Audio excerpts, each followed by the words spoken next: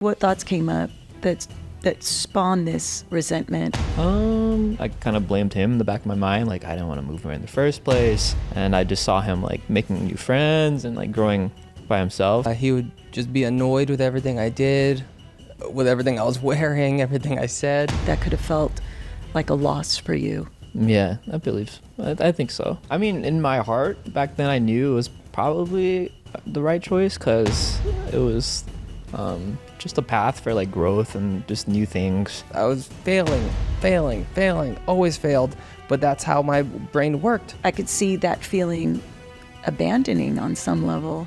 Yeah. Or rejecting. I think for me, I just needed to get away from you. It was a failure as a friend in my eyes. I'm hoping that the two of you, at least at this point, can offer yourself some grace. I've probably spent more than $500,000 on this 2-year adventure.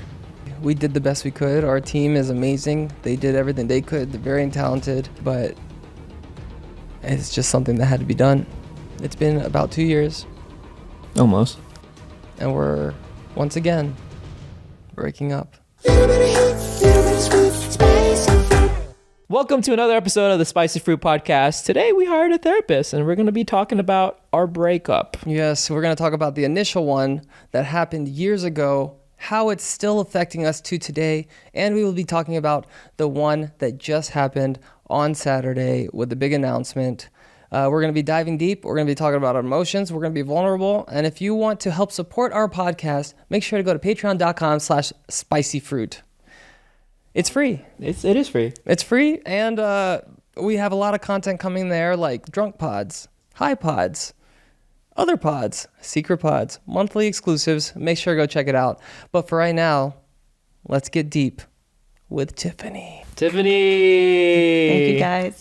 We're excited to dive in deep Yeah. because we had a falling out and we didn't talk to each other for like 4 or 5 years. Yeah. And I feel like a lot of people nowadays have that similar situations with their friends or their family. And we kind of want to dive in deep into what went wrong, what we could have done to prevent it, and how Not to make the same not mistakes. to make some mistakes. And luckily we got back together. Yeah. Through I guess growth and just knowing that it was stupid in the first place. So I kind of want to dive in deeper, like things we did not know about our breakup, and and love to get your guidance on this podcast. I feel like I'm gonna cry this episode, Alex. You think? Maybe. I've been trying. It's pretty deep. I think we're on episode like 28, so I'm like, I'm gonna get him one day. It's been trying to make me cry for so long. I'm very excited to talk about this with a professional because we've talked about it amongst ourselves. We talked about it in videos on the main channel on Spicy Fruit, but we've never had an outside perspective help us see things that we didn't see before. Mm-hmm. It's an honor to be here, and let's see where all this unfolds. Yeah, so absolutely. I'll let you guys get started. I don't know why I'm so excited. I know. How long have you been a therapist for? About 20 years, 20 plus years. So I'm dating myself. But yes, I've been licensed in the state of California for about 20 years. Oh, wow. Mm-hmm. Yes, And, it's been a long time. What's one thing that should we be aware of anything moving forward? Like, am gonna like pass out from being too emotional, or do you need a teacup so you can spin a spoon around it? Maybe later, but right now, no, I think we're good. I think just lean into it. Try and connect to that part of you that you really want to heal, and let's see where we'll go. I'll just ask you guys some questions for clarity, and I can offer some insights as they come up. All right. Cool. Where should we start? I feel like a lot of people know our breakup, but we'll just do a quick summary. So you can start it, Alex. All right. It all started when I was we met, but we didn't start filming and working together until I was 15 and he was 14, I think, in 2006 when we started our YouTube channel, and we posted for 10 years. We had a bunch of success, and we ended up moving from North Carolina away from all our family and friends, just us two, to California. Mm-hmm. And that's where most of the problem started, but I think it might have started a little bit before that. Maybe. Because initially he did not want to move. And I thought, oh, our careers are taking off. We have to go to LA for meetings and for work-related things so often. We should probably go out there.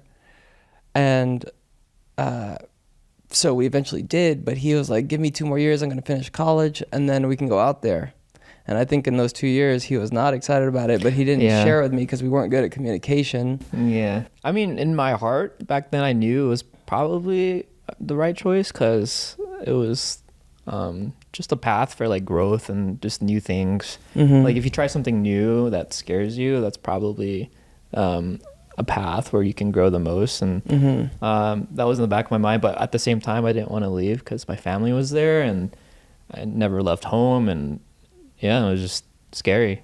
I was just scared. It's because we reached a level of success where we were like, this is not only life-changing for us, it's life-changing for our family. So we have to take full advantage of it and go wherever we need to go and continue this because it was very life-changing. Just being kids and then all of a sudden having a bunch of fans and success and all that came with it. Yeah. So we ended up moving, and we were together for a year at that apartment. 1 year we were roommates. 1 year, and then what happened? And then I was like, hey, Alex, after probably like a year, almost like the 10-month mark after we moved, like, hey, man, I kind of want to get my own place. I don't know why.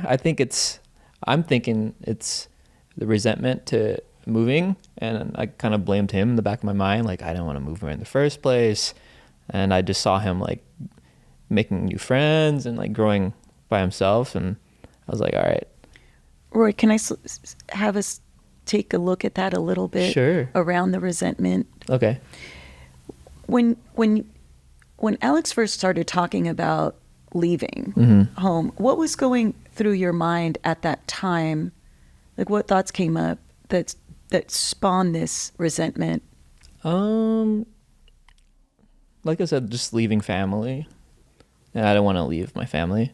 But what did it mean to you to leave your family? A missing piece. Like I was talking to my sister, like I feel like I was getting along with my family more and more. And then the moment I got close with my family, that's when I left. And I think that's when I don't know.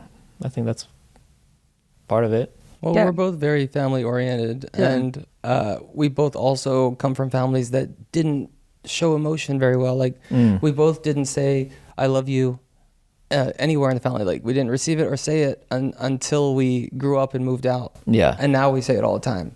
But family was always like our main everything. Yeah. And so for Roy, I could see where at that time when he's just beginning to build a relationship with his family and feel connected, that could have felt like a loss for you. Yeah, I believe. I think so. Yeah. Dang, that was deep. I didn't know that. Yeah. Yeah. But yeah, I guess that stemmed from it. But at the same time, I was like playing tug of war in my mind because I knew I had to leave to find the success, and I knew in the back of my family's mind they wanted what's best for me as well, because they ultimately want me to be successful in life and take care of myself and my future family as well. And that's always been the goal for like my parents, like to make sure all their kids are successful.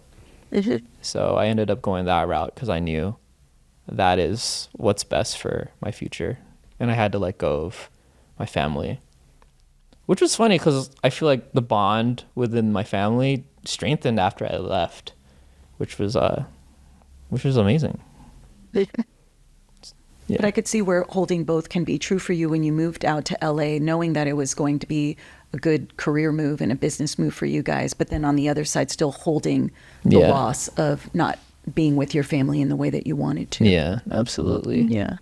And I think I was just battling that, and I took it all on you because you're the only person I saw. And I'm like, all right, well, Yeah. I was blaming everything bad on you. Yeah, we had no communication skills. So all this, I had no idea this whole time. And slowly throughout the first year, 10 months we lived together, he would just be annoyed with everything I did, with everything I was wearing, everything I said. And I didn't know what was going on. Because when I moved, I'm very like go with the flow. And I know that my mom left the Philippines. She left her family and friends, all she knew, to give my family a better life. So when that opportunity came, I was like, oh, it's my turn. I'm going to give my family a better life. I'm going to move. I'm going to become successful, do everything I need to do. So I wasn't as distraught as Roy was moving away from family. But throughout that year, it got kind of rough. I just thought I was messing up, and I was like, I need to do better. I'm not being enough, or I'm just like being in the way. So that's why he started seeing me leave the apartment a lot. I started making other YouTube friends in order to give him space, because I thought I was the problem. So I was like, oh, I need to just like, maybe if I give him space, it'll be better. So then I started leaving and hanging out with other YouTubers. But then that annoyed him because he was like, oh, you're moving on, not realizing I was doing that for him because I thought that he didn't want me around. Because when you work together and live together and you don't really know other people, it's a lot. Mm-hmm. Like to see each other 24/7 all the time. As soon as you wake up, you work together, then you eat together, then you go to sleep in separate rooms. Yeah, so it was a lot. So I was trying not to be a lot. I thought I was a lot, and I knew growing up I am kind of a lot. He was a lot though. I am a lot. Yeah. I have a lot of ADHD, so I like a lot. I'm just a lot. I just couldn't keep up with his lifestyle, I guess, because I'm more introverted and he's more like extroverted at the time. Mm-hmm. You're more kind of introverted now, I think I'm right? like a introverted extrovert. Yeah. Ambivert. Yeah. I'd rather be. I like staying home a lot, but I don't mind going out. Well, if we can kind of go back to that point when Alex was going off with friends, and how did you experience that? In what manner? Like when he brought friends in, and how I felt when he brought friends in? Because you moved out with him. Yeah. So if we were to put the business aside and the reasons aside, like as his friend, you guys moved out here to continue to create something, and then to see him. So I could hear his experience. He's saying, I was giving Roy space. Mm-hmm. However, for you, I could see that feeling abandoning on some level. Yeah. Or rejecting. I was just curious what your experience was. It was more of like, I guess like I said earlier, like seeing him like move on. I thought he was moving on, but in reality, now I think back to it, he was just trying to make himself accustomed to living in LA, because it is lonely, and seeing him find friends to kind of fill the gap of loneliness made me jealous and eager to find my own way to fill that emptiness of being alone. I think when I saw him with new friends, in my mind I'm like, okay, I'm alone again, because he found a new like crew. Is it? And I guess that was my way of rejecting like anything he did. Is it? Does that make sense? It does make sense. And that's what I was speaking to earlier about you perhaps feeling rejected. He left because there was no talking about it. Yeah. He didn't express to you that it was because he was giving you space. That didn't happen till later. Yeah. So sometimes we make meaning or create a story about why our friends or people do the things that they do. So I was just curious what story you created. And I hear what you're saying. Yeah. You were saying, well, if he's going to do have new friends and I'm going to create my own life. Yeah. I was taking it a little layer deeper around what message, like what you believed about yourself when that happened. Yeah. And do you think that's why I decided to not be roommates with him, like just because I wanted something of my own? Sometimes when we're in distress and we're not aware of that distress, and there's no awareness. So that's one of the things. That's what you guys are doing. You're creating awareness. We don't have awareness about what's going on within us. We have And many of you may have heard about this fight, flight, freeze response. And so for you, it just sounds like you felt a lot of distress. You weren't able to manage the emotions that you had, and you left. There's no judgment there. It's just where you were at that time. Yeah. That because being in space with Alex may have caused, it was a reminder to you of what you lost at home or what you wanted because you wanted to stay in North Carolina. So my response was flight. In that moment. Sounds like it. Yeah. Yeah, sounds like Yeah. Sorry, I flighted. It's okay. I froze. he froze. That's right. Oh, wow. Thank you. Good awareness, Alex. Yeah, he froze.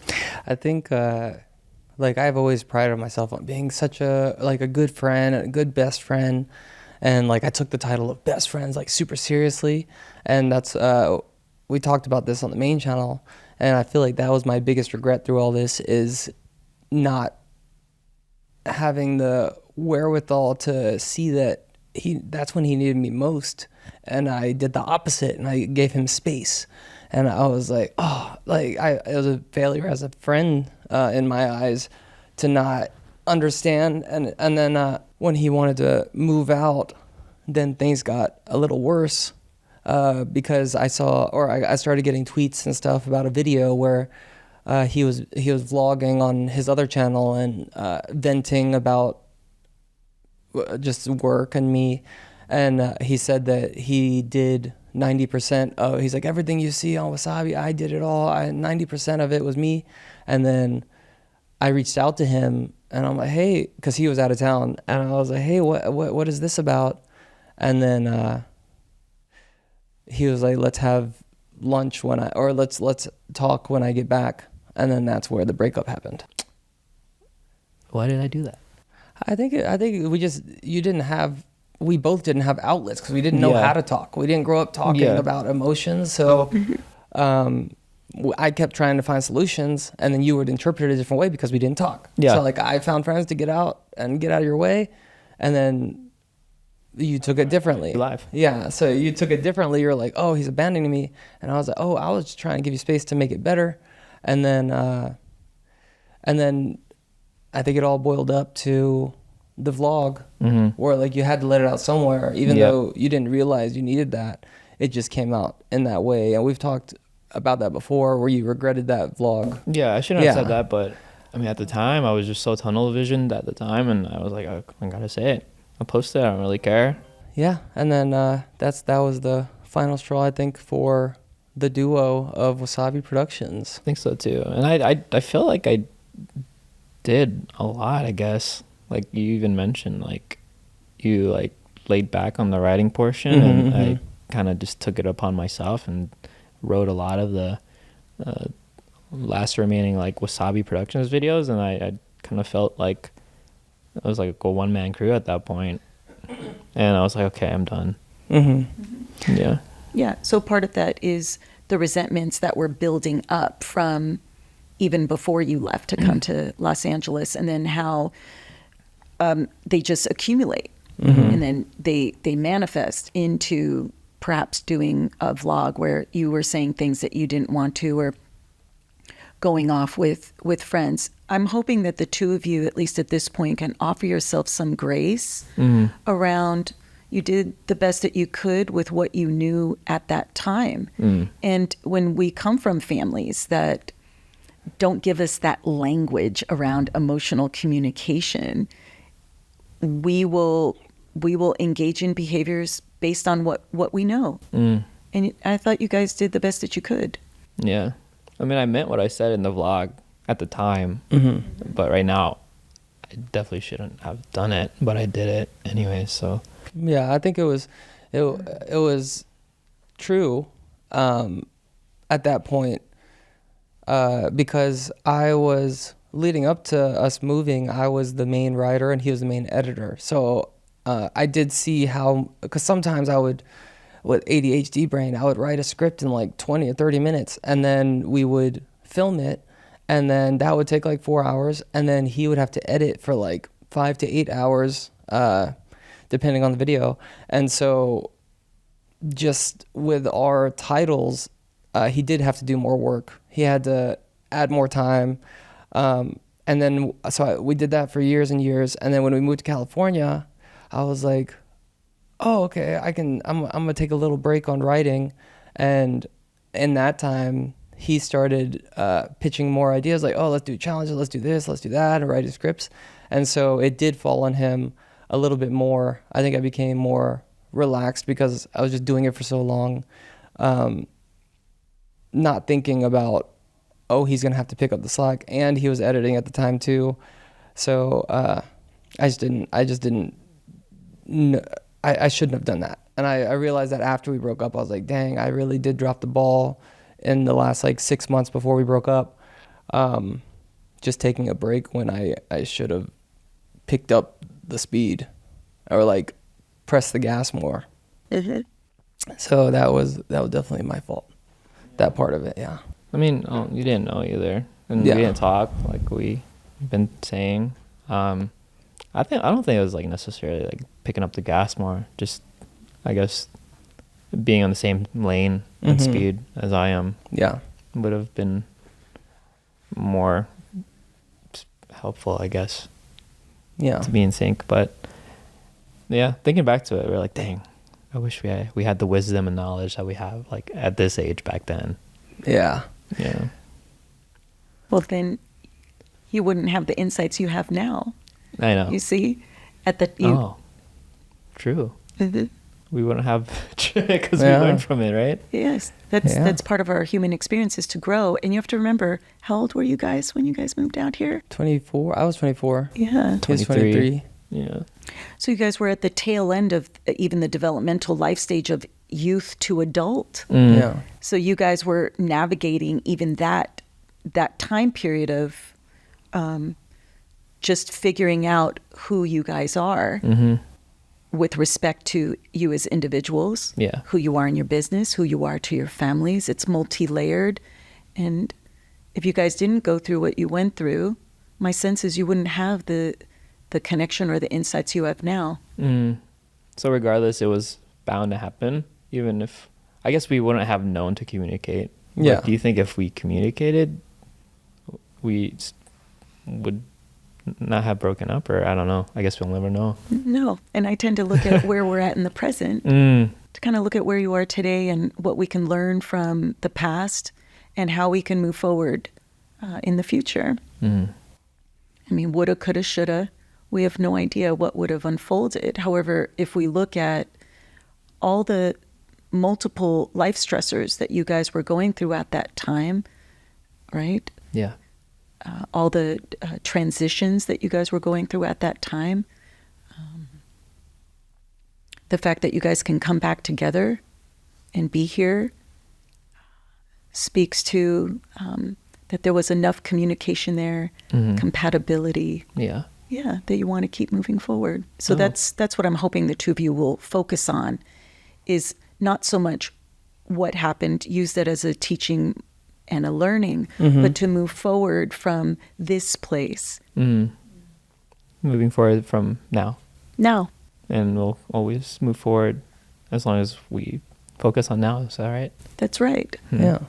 And to address when things come up. So there were resentments that were building. Mm-hmm.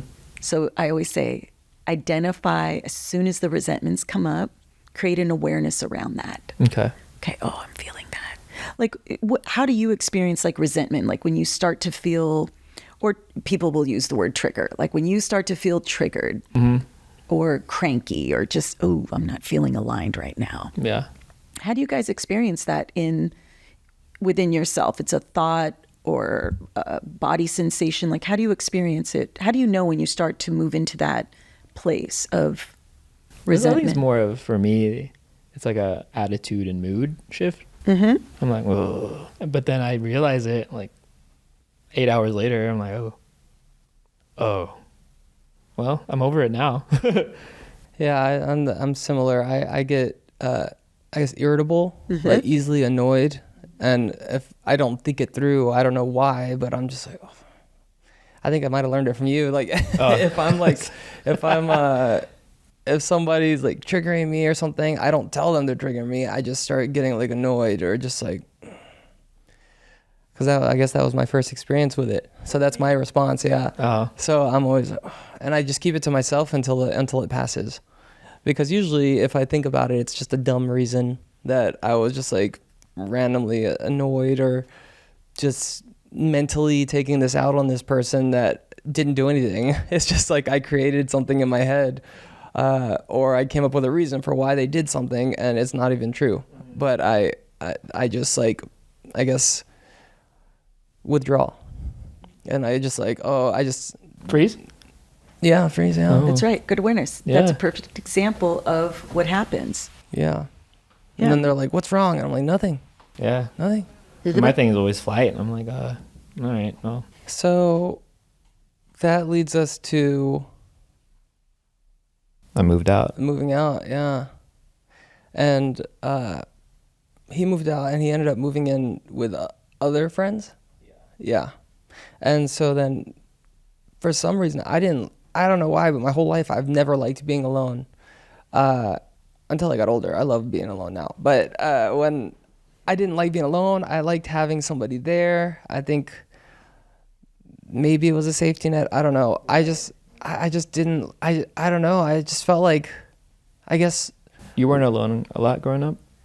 I was not alone a lot, but I messed up a lot, or I didn't do good in school, or I didn't do this, or I needed guidance a lot. So I assume that's why I wanted to be, I never liked being alone, just so I always had somebody there to help me, or I don't know. I just didn't like being alone. So I invited my brother, who's an aspiring YouTuber, to move out with me, and we ended up moving a mile away from Roy.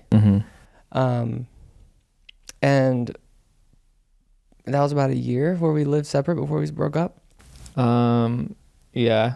And things didn't get better. Things did not get better. I think for me, I just needed to get away from you. One, and like we mentioned earlier, I wanted to create my own life, apparently, and I saw you create your own life, so I wanted my own life. So I was like, okay, I'll just move away from you, since you were stressing me out, and I know that, and I couldn't stand you at the time. I thought it'd be better if we split up like moving, and I moved, and it did not get better at all. Yeah, I feel like that you moved away, you became a little happier because I was less in the picture, and then you probably, I assume, were like, oh, if I cut him off a little bit and my life got better, maybe if I cut him out completely, I'll have an even better life. I don't know. I'm just assuming. I think that's what I thought too. Yeah. And I think I did have a little bit better life. And I was like, okay, maybe not being with you is helping that, which I think did, because I don't know, I just couldn't stand you at the time. If I can kind of speak to that, Sure. and it sounds like, because you guys have to remember, you both were teenagers, like young, early adolescents, and that's where we develop our identity, who we are. And so you have to remember, the two of you had this, if I could say that, this fused identity. You both were creating who you were together. And so it makes sense to me, Roy, that as you got older, that there was maybe this part of you that just needed your own identity in who you were. Has nothing to do with you, Alex, but just in the development of just who we are as people, just to grow. And that irritation, that daily, he was just being Alex. He wasn't doing anything, but he was triggering that part of you, perhaps, that wanted to create your own space and create your own life. And being with him every day was very triggering to that, perhaps. I think so. And also I just like graduated college, so my mind was like in college mode. And when I had like nothing to think about, and like I had to figure it out, because when people graduate college, they have to figure it out for themselves. And I guess that's what I was doing. Oh yeah, you're in that mode, yeah. And I was just, I don't know. Yeah, you're right. I needed space for me to figure out who I was. You did. And that's what ultimately led to the breakup. Yeah. Because I wanted to find, I loved the passion that I was chasing, and I loved searching for new things, and I thought that Wassabi was holding me back from finding my true identity and what I really liked. Mm-hmm. And I think that was another root of why I left Wassabi. Yeah. I think now thinking about it, I think one of the biggest problems was communication, of course, but our different routes to get things done. So you like to get things done, and when you get flustered or triggered by something, you just go into overdrive. You like work. You like get more stuff done, get all the scripts done, get everything done.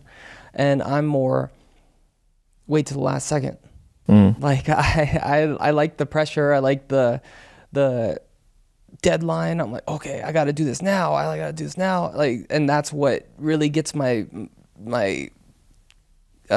juice. Yeah, gets my creative flow going. Like, I'm like, oh, okay, there's pressure. Let's do this. And then my whole life in school, that was not a good thing to do. Like, I would wait last minute for homework, wait last minute for tests, wait last minute for exams. I was failing, always failed. But that's how my brain worked.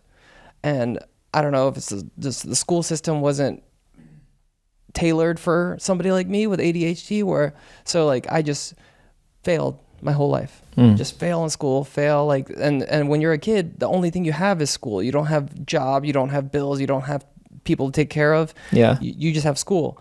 And so the only thing I had to focus on, I was failing on, and just nothing would work. I would try to fix it. I got on medication, didn't work.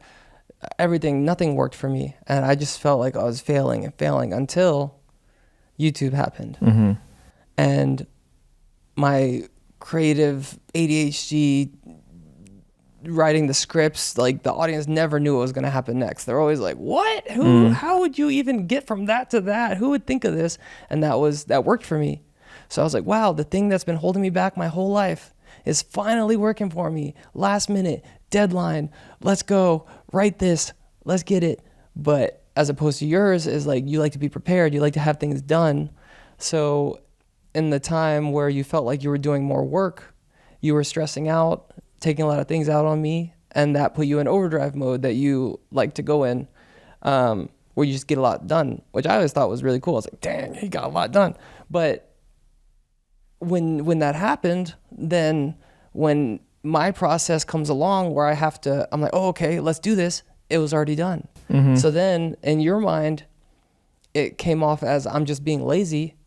But in my mind, I'm like, I didn't get to that part of my process that finally worked for me in my life, a failure. And then since that was taken away, I think I got scared, because I was like, oh, the only thing that has made us successful is taken away from me. So then I was like, oh no, what do? I don't have editing skills. I don't have any other skills. Like, writing is all I have. Like, this process is the only thing I know. It's the only thing that has worked for me now, and it's taken away. So I think that's why I like boxing, because it's all deadline. It's like right now, you're in the moment, you're under fire, someone's trying to knock you out, another grown man, and I'm go. I'm like, okay. So I think that's why I gravitate so much to boxing. Yeah, and I like golf because it's kind of like my workflow, where I have to think about it and then prep for it and then process go for it. Oh yeah. But it makes sense, like your workflow, because like when we did Wassabi and I was still in college, he did a lot of the writing because I didn't have time to write, and he would usually just do it like the day of or the night before. And that was the beauty of kind of like the scripts, last minute pressure. Like, his mind is like so crazy, he just thinks of things like last minute. And then when we moved here, I didn't have college no more. I had to take on a new task, and this is just kind of like how I work. Like, okay, what can I take on? And I noticed like the writing wasn't like prepped and ready, so that's when I kind of like took over it. Yeah. Just because I didn't know you like writing last minute. Well, we should have communicated. We should have communicated. I think that's quite the breakthrough, because golfing is very planned out. Like, look at the hole, look at the whatever the words are. What's the big word that when slope? Oh, that's not that big of a word. I thought there was something to start with an A. Oh, I don't know, but that is you're very golf and I'm very boxing. That's crazy. So moving forward, now that you both have this awareness around your working styles, is to be able to say that you're not going to change your working style. This is who you are, right? When we're looking at workability, and this is who you are. And you've illustrated, there's been points where it's worked, like post-college, and times where it hasn't worked. So moving forward, it's to be able to recognize overdrive and perhaps more communication around, oh, hey, I'm going to do this, to be able to work together. I mean, you guys can figure out how you can do that. Yeah. But now that you have this awareness, one is not better than the other. It's just how the two of you work, and then how can you continue to create and build from that, from a place of understanding versus resentment, confusion. Because I was mad at you. Yeah. Yeah, I was like, understandable. You didn't get the writing on your lazy. I'm again. Let me just get it done. That's crazy. We never realized that. That's crazy. I just thought I was lazy. I was like, I guess I'm just lazy. Because I didn't realize, oh, this is how I work. I just thought, I was just like, you're right. I'm a lazy guy, I guess. That's crazy. No, yeah, but you're not lazy at all. Yeah, I think I just like to operate differently I than how differently. I operate. That's crazy. Yeah. I thought I was lazy. No. That's good. Well, Ferrari brain, bicycle brakes, right? Oh, yeah. The ADHD. And so ADHD, that's me. Yeah.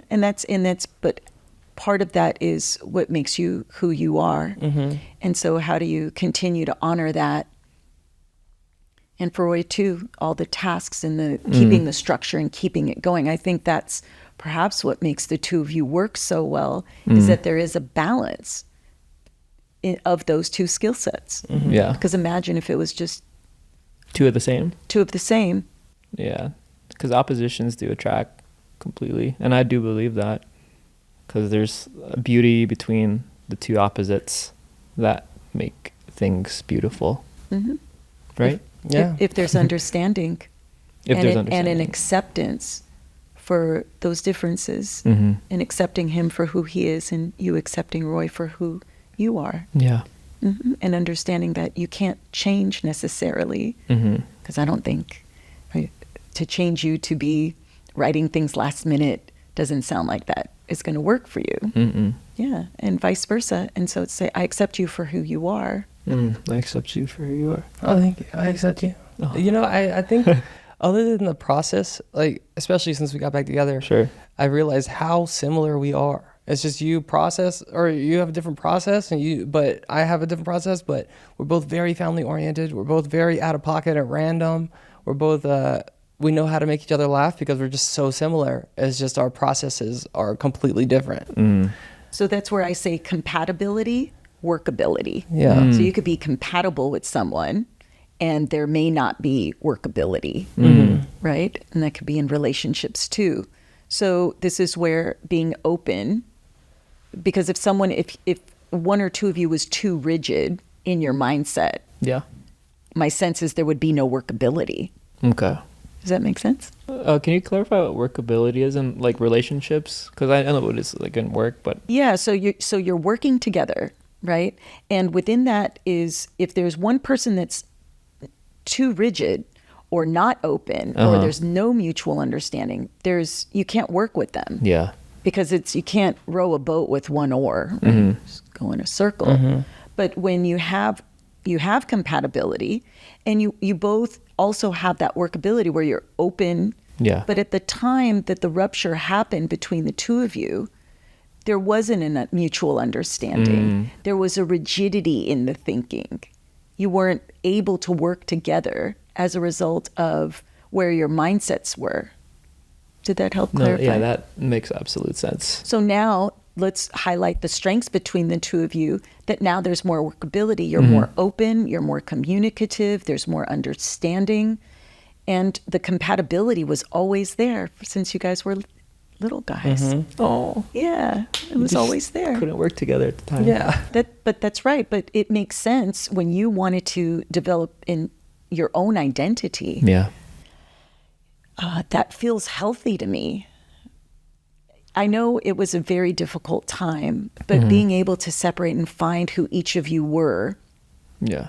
and to be grounded in that, and then to come back again, create something from, it's like you're two individual people coming together interdependently to create something.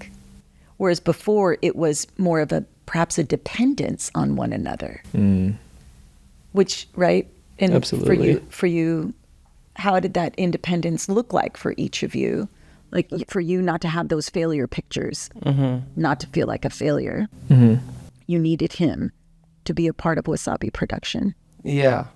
I think just failing in school so much, I guess that's why I don't like being alone, because I feel like I can't do things. Like, even though I am definitely capable of doing it, I think I can't do this alone. I'm not good enough. I'm going to fail again. So, yeah, then going on my own was probably the scariest thing I've ever had to do, which for him as well, because he was leaving a $1 million company to go start from zero. So that was very scary. But then I've never been alone. So like, I couldn't even handle it. I had to have my brother move out here. So yeah, that's how I dealt with the... When did you find like independence? Like what Tiffany was saying, like when did you find like, oh, I could do this? I've still never lived alone. I've always had somebody with me. I've always had a safety net, because I think I'm still carrying that I might fail, or I can't do anything alone.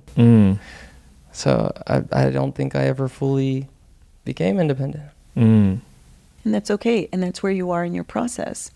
And part of it is those early childhood wounds, right, of feeling disempowered, feeling as a failure, not by who you are, but the systems that were around you, right? And then for you, Roy, did you have any childhood messages that you received that may have come into the playing out of the breakup? Childhood messages that played into the breakup. Or any childhood wounds that you can think of around some of the resentment that you held towards Alex? I have an idea of where it kind of came from. Can you? I want to hear what. Because we haven't can't think of it. Talked about the lunch where we actually did the breakup yet. But when we actually did meet up after the vlog and we posted about it, one of the things that I latched onto for years, because it's the only kind of explanation you gave me, because we didn't have communication skills. Sure. But one of the things you said to me was that you felt like you were number two in this duo. And I always felt like that wasn't my fault. I'm like, that's not my fault. That's that. And I felt like nobody saw it like that except for you. It was like self-inflicted theory that you felt like you were number two, and then you just assumed everybody else thought that too. But I never saw that, and I never got that feeling. So did you ever feel like... No, he's absolutely right. I think growing up, especially like a Filipino in North Carolina, just kind of felt looked down upon, or, it's like he's brown, or like, he looks weird. It's like, what are you, kind of thing. And I always felt like what am I? I guess I never felt cool. I always never was like the cool kids growing up, and I don't know, I just had the sensation or the urge to break out of that. And I think that's what carried to Wassabi. I'm like, okay, I saw you having more followers at the time, and I get it, you like post a lot, and that's kind of like how you gain more followers than I did, because I didn't do social media that much. And it was a numbers game in the beginning, like, oh, we're getting a lot of views, there's our subscriber count. And then when it came to socials, I saw his social count compared to mine, and for some reason that triggered me. I'm like, oh, okay, here we go again. I'm that uncool kid from the young days, and I don't know, it just triggered me and gave me some kind of like urge and eagerness to break out of it. And I think that was another pivoting point to breaking up, because I wanted to find that individuality in me and independence to break out of being number two or whatever my mind told me. And yeah, you're right. I think most people see themselves as the main character, but you grew up seeing yourself as the supporting character, and then You did break out of it. Mm. Eventually, yeah. I did. Yeah, guava juice. Yeah. Yeah. It was hard, but that's how I found independence. And I Yeah. was like, okay, I figured out who I was. And I think that led to us coming back together, is because when I was that a flight? I flighted for you for 8 years. Yeah. I left you for 8. I ran away from It you. was more like after we met up, we broke up. Yeah. Things didn't end well. And then how many years passed before we Talked again? Yeah. Like I saw you? Probably Yeah. 3 years after the breakup was when I like saw him in person again and we actually talked. Yeah, I think it was 13 years of seeing each other most of the time, every day. For a lot of the time, it was like once a week or 2 or 3 times a week. Yeah. But it was every day for years and years and years to going to nothing for like 3 years, except for like subtweets he would send me. Yeah. Yeah, but other than that, we didn't talk for a long time, and we both became even more successful. Like, I probably like became triple successful. He became like 10 times successful. So we both just got to a point where we were like, what was that whole breakup about? That was so dumb. Like, why did we do that? And then, For us to get to where we are now. yeah. And then we both got invited to a gala, and we happened to be at the same table. I think that our history together, they're like, oh, let's put them at the same table. Even though they probably knew of our history, but they didn't know we split up and we weren't good. But I knew he was going to be at that dinner, and I was kind of excited on the way there. I was like, oh my gosh, I haven't seen him in 3 years. This is crazy. Like, what are we going to talk about? I wonder if he's still mad at me. Like, are we going to even talk? Yeah. I was nervous as well. Yeah. But I was excited at the same time because I found my character. I found me. And I thought I was ready at the time. And I actually got there before him. And there was name cards all around the table. There's like 10 people at each table. And he was across the table from me. So I switched the cards. And then he sat next to me. And he was like, oh, wow. And I was like, I know, right? It's crazy. That's wild. Yeah. That's crazy because I got there before you, and your name was next to mine, so I put yours across the table. Oh, is that? I'm just kidding. No, I was like, You're like, wow, he's more toxic than I realized. So then that happened, and then we sat down. I was like, oh, hey. And he was like, oh, hey. And then it was weird because we got to this point with each other. Like this, it wouldn't have happened without the other one. Yeah. So then we separated. We became successful even more, and then we got back together. And I was like, hey, so like, hey, and he was like, hey. Yeah. It was we were friends at the time, but I still had like the longing list. Like, oh, should I be mad at you? Or like, I left you. Are you mad at me? Like, do you resent me? Should I be resenting you? So it still kind of lingered at the time. Like all these past emotions just like floating in my mind, but not there completely. But I'm just like, ooh, it's there. Should I do something or acknowledge it? Or I still had in my head, okay, don't upset him, don't trigger him, don't agitate him. Yeah, even though it's 3 years. Yeah. And then we both haven't talked, we haven't like seen each other or anything. We both still had those things like, oh, how we both wanted to make it go well. We were both like, okay, let's make this go well. But we both had our walls up like, oh.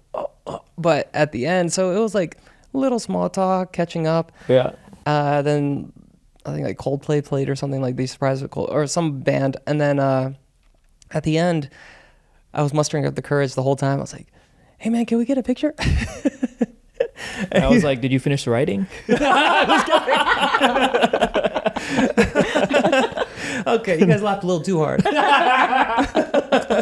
So then at the end, I was like, can we get a picture? He's like, yeah. And I was like, okay. So I think somebody next to us took the picture, and I was like, at the last second, I was like, all right, I'm gonna put my head on his shoulder. Let's see what he does. And I put my head on his shoulder, and he was like, and I was like, oh, and it went well. And then I think after that, I was like, hey man, you should come play basketball with, I have this basketball court. Yeah. I have a bunch of friends come over all the time. He said, yeah. And then he came over, and then maybe every couple months or few months, I would just try to make up a reason to see him again. I'd be, hey man, you want to collab? Or I thought of this great idea. I didn't even have an idea yet, but if he said yes, I was about to write that last minute. Yeah. And then And then we slowly started hanging out again. Like my favorite videos was the ones that he would collab with me on. I was like, whoa, this is just like before, because we just matched so well. Our chemistry on camera was just like made for each other because we curated it together. So like it was just a perfect match. So I've collabed with so many YouTubers, but it just never was the same chemistry until we filmed together. And then we'd film for his channel too, and I think you felt similar. Yeah. I just, I don't know, I just needed a change of pace. So whenever he would come collab and guava juice, I was like, oh, change of pace. Oh, this is like a familiar kind of sensation, familiar like feeling. I'm like, oh, this is fun. So it was nostalgic and exciting. Yeah. And then we were just like naturally, like you said, compatible. So our bantering was just so in sync. Yeah. I would say something, then he would like riff off of it and like give it another layer, then I would give it another layer. It just worked. Like nice. We just knew how to work together. And then eventually we kind of became friends again, not to the level where we were, but we were like, there was never any negative emotions associated with when I saw him. And I would be excited to see him. He'd be like, hey, we need you for this video. I'm like, oh yeah, I'm down. Oh yeah. And every time I left, I was like, hey, if you guys ever need me for anything, I'm always here. I'm always available. I'll move things around. I'll always be here. And then he was like, oh, okay. And then you called me. I did call you. I mean, so then that happened for like 5 years where we would see each other every few months. Probably like sometimes 6 months would pass and we would see each other. But always looking forward to it. And then one day I was in Boston for Christmas with my girlfriend, and he calls me out of the blue. Yeah. I told him if he wanted to make a new channel together called Spicy Fruit, because his wasabi, it's spicy, and fruit, because guava. And he said, yeah. Yeah. And I think the main reason, I guess, taking a couple steps backwards, I guess doing guava juice for so long and kind of being, I guess, talking about guava juice and why I called you, I was burnt out because I had to create a persona online on guava juice. It's like this crazy, kid-friendly guy. It just exerted so much energy, and I was just getting burnt out. And over the break of like Christmas break, I was like, okay, I don't know how much longer I could do guava juice anymore, because I was getting so like burnt out and tired. And then I thought about all the good things that happened in it, the things like that made me happy, and it was with all the videos you're in, and I just decided to call him and see if he would be down. How did the lead up to that call go? Was Monette like, call him, and you're like, oh, okay, I'm gonna do it, or you're just like, hey, want to get back together? No, I had a notebook.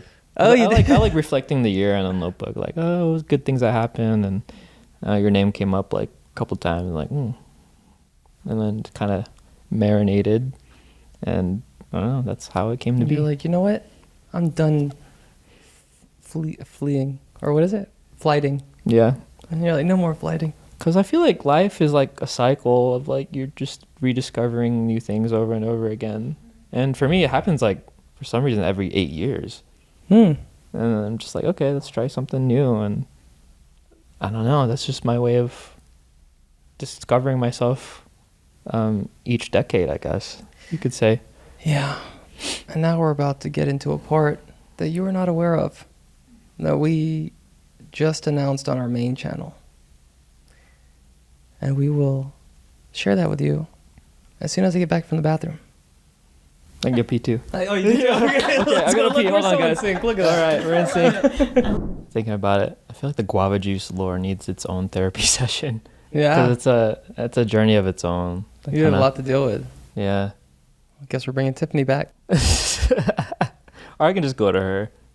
Personally. I was thinking I don't need to have it all on film. Yeah. So the thing that we're gonna tell you, and then we'll backpedal after, is we got back together, and It's been about 2 years, Almost.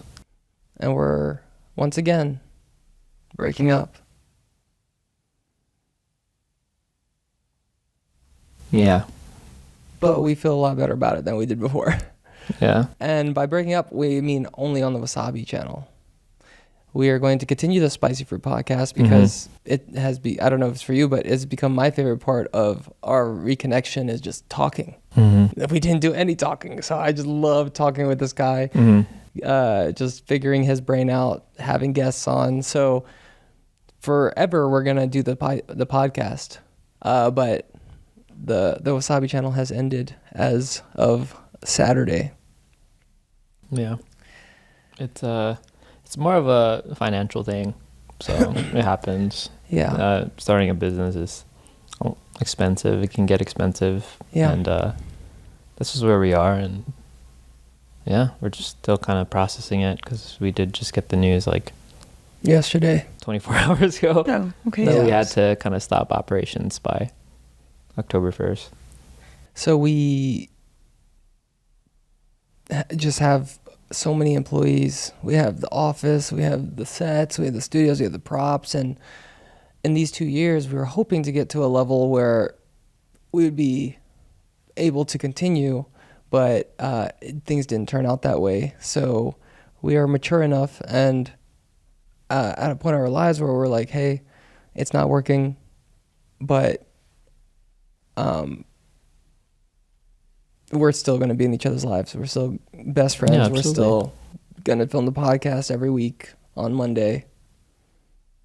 Subscribe. And we have a Patreon for Spicy Fruit. So if you want to help support us to keep this going, this last part of our work relationship going, make sure to go support us and go check out our Patreon at patreon.com/ Spicy fruit. Spicy Fruit. Yes. But now that you know that, let's go back and talk about how these 2 years went. Yeah. How you feel about it? It was good. I don't regret it. I mean, we gave it our best.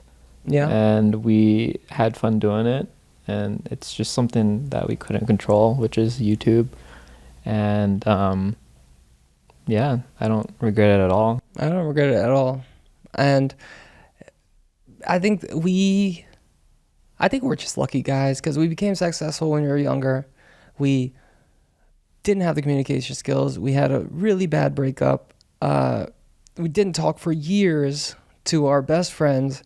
And then we got the chance to get back together and do it again, do it the same way we started.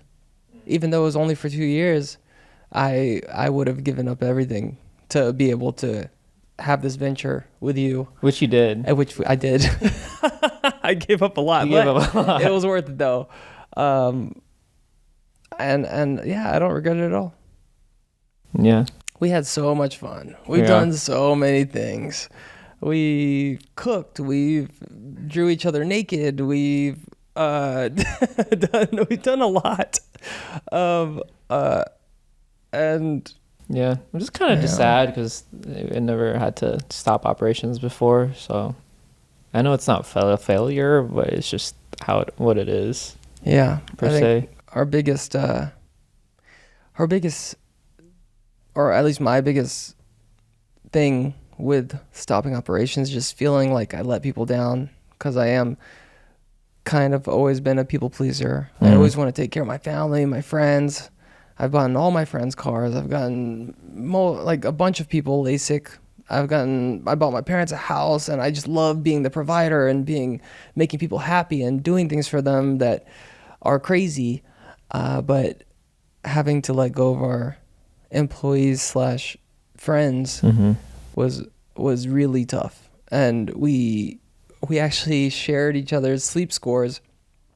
And they were really bad. Like our sleep was really bad. Because we knew we had a financial call yesterday, and we knew something was up. Yeah, we kind of knew what was going to be said. So we just both, it was really bad. That's the lowest sleep score I've ever had. And, but I still don't regret it. I think we did the best we could. Our team is amazing. They did everything they could. They're very talented, but it's just something that had to be done. Yeah, I'm still kind of processing it. Yeah. So, If I may offer, sure. I think what this journey, at least myself as the outsider looking in, really represents is there was this creation and an evolution and a growth and a rupture and then a repair and a reconnection. And sometimes perhaps if we're going to zoom out and really look at where you guys are at now, all of it unfolded in the way for the two of you to come back together. I mean, yes, I know financial, there's business, right? But if we're going to look at it from a larger perspective, you know, the two of you had this time together to really close the circle on that time of your life, to open up a new circle, to create what's next for the two of you. Oh, wow. That was so deep.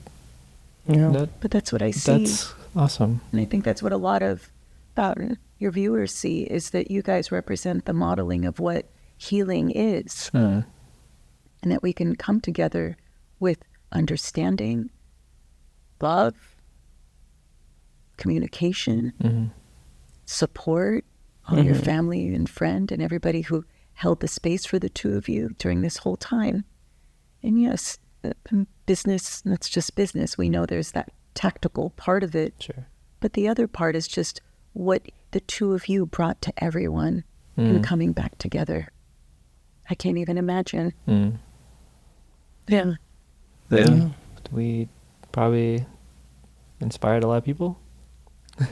For sure. If I can share a quick story about Sure. a super fan. Oh. My friend Nicolette has been following the two of you since 2016. She found you during a time where her mom, Auntie Yoli, was struggling with pancreatic cancer. It was a very hard time for Nicolette and her family. And one night she needed something to distract her with. So she decided, she's Filipino, so she decided, I'm going to look up Filipino YouTubers. And she found the two of you. And she talked over the years how much your skits and your videos and everything you brought her joy in a very dark time for her. Aww. And she's continued to follow the two of you for a very long time. And she still talks about how we talk about, you guys are spicy fruits, like the self-care, because we'll watch it and kind of lose ourselves in the stories and the content. And so, yeah, it's what you guys bring, the joy, the energy that the two of you have brought healing to one of my dear friends, and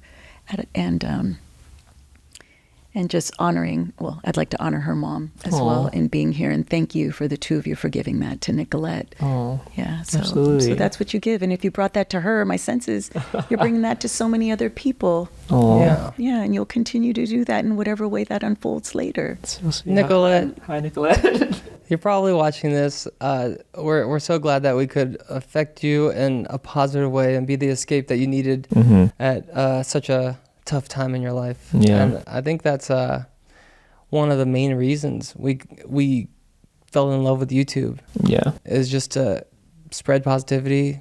If you're not smiling, you're doing it wrong. And we wanted to be the reason people smiled. Yeah.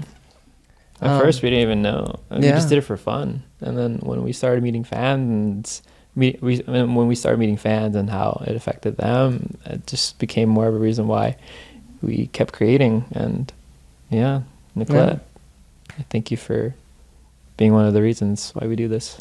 Yeah. So. Yeah, if I had to do it again, even though it's coming to an end, I would do it again, even though, can I say around how much I've probably spent on this venture? You can say whatever you want. I'm curious too.